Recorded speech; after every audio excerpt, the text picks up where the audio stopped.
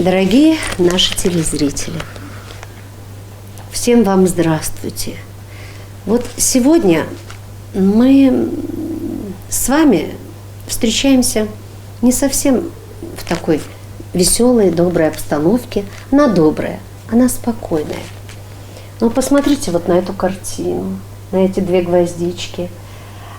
На нашего гостя Сергея Хадыкина, который сегодня, наверное, просто помогает мне сделать эту передачу, потому что, Сергей, мы не можем не сказать о людях, которые потеряли за прошлый тяжелый високосный год.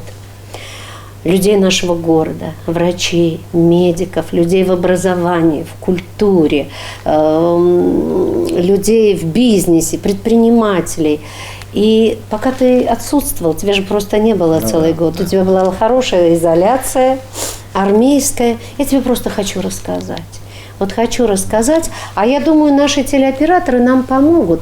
И вот этот скорбный список достойных с фотографиями будет сопровождать наш рассказ. Итак, уже в апреле месяце мы потеряли вот такого замечательного человека в Оренбургской больнице, экс-депутат Законодательного собрания области, директор ООО «Орск-Железобетон» Сергей Леонидович Сибикин. Открытый человек с нестандартным взглядом на жизнь. Он один из первых, когда еще ничего не знали об этом вирусе. Он ушел из жизни, по-моему, в Оренбурге от пневмонии. И внезапно утром еще проводил совещание, потом поехал в Оренбург. Далее у нас идет март месяц, да, вот все эти события. Март. Вот в марте умер основатель Совета отцов Орска, друг редакции Орск.ру телеканала Виктор Иванович Попов. Это огромная потеря для города. Он душевный человек был с потрясающим чувством юмора. Друг, говорят, охотник, активист, никогда не унывал и всех заряжал вокруг оптимизмом. А уже дальше умер голос орского хоккея Владимир Владимирович Бакштанин. Ему было 65 лет. Его знали как спортивного судью, председателя Федерации хоккея Орска, заместителя директора детской спортивной школы номер 4.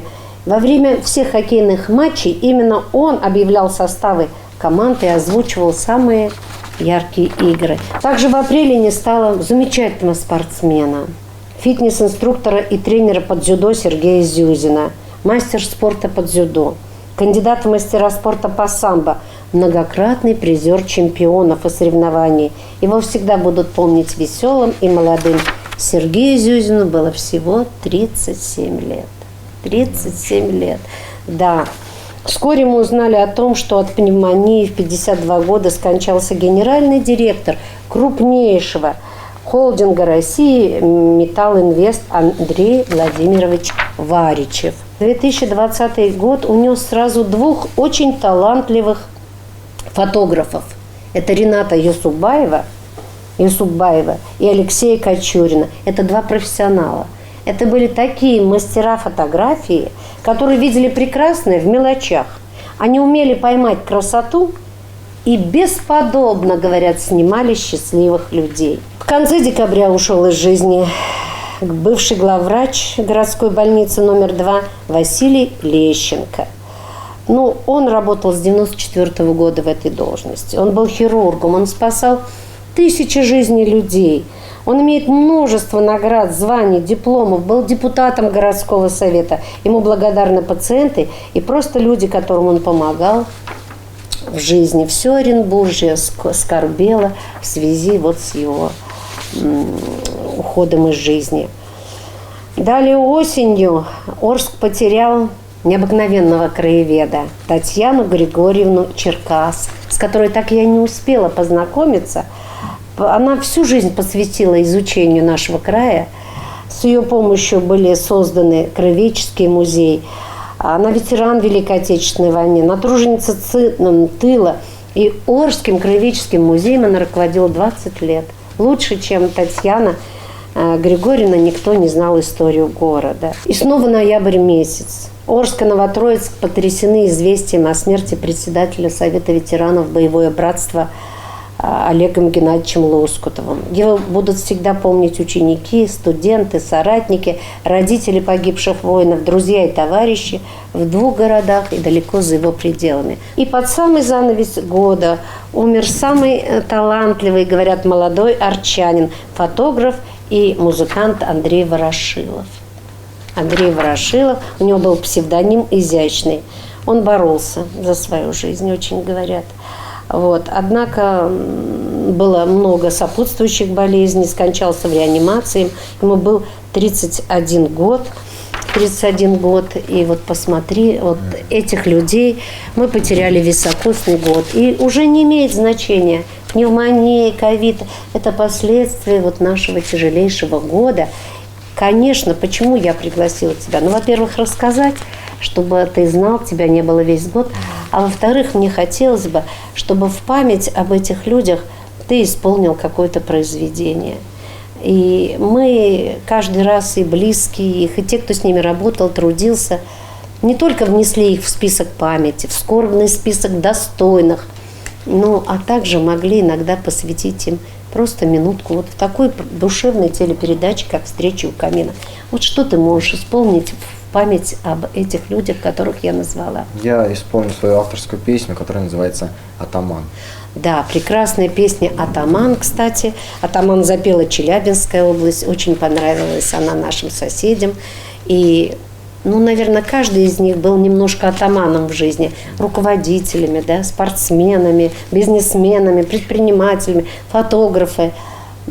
Каждого, то есть можно вспомнить, что оставил след в истории как города. Он так и... оставил след в истории города. Давай послушаем песню «Атаман» в память о тех достойных людей нашего региона, города, области, которые ушли в небо.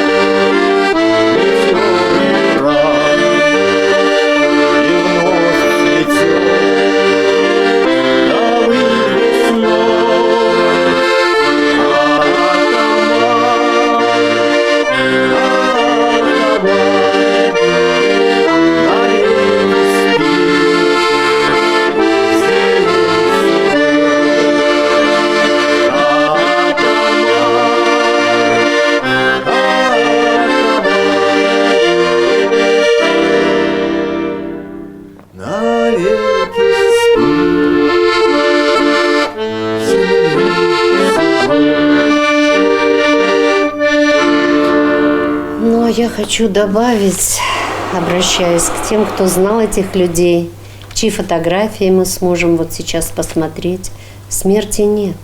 И все живущее вечной жизнью живет. Тьма исчезнет нас гнетущая, свет немеркнущий взойдет. Что считаем мы могилою, новой жизни колыбель. Не навеки чьей-то силою, смертью взяты мы отсель. Но за гробом продолжается жизни вечной благодать, и усопший возвращается в мир таинственно опять. Все друг с другом тесно связано. Смерть рождает жизнь собой. Все, что здесь нам недосказано, мы узнаем в жизни той.